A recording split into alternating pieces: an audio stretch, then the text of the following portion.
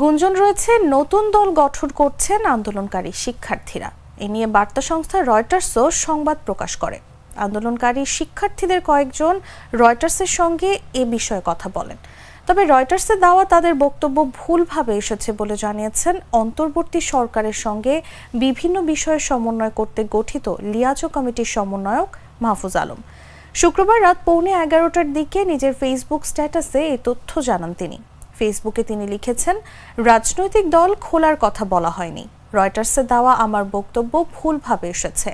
আর সে ভুল বক্তব্যের বাজে বা উদ্দেশ্যমূলক অনুবাদ বাংলাদেশি মিডিয়া প্রচার করেছেন।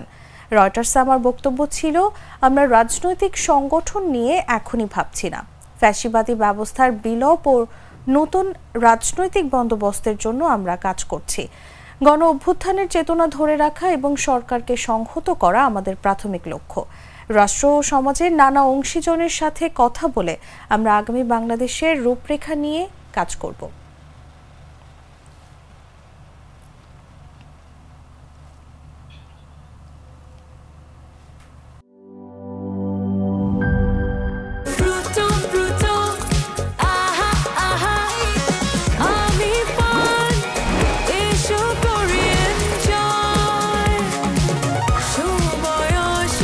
প্রাণ ফ্রুটো, সময় অসময় ফ্রুটোময়।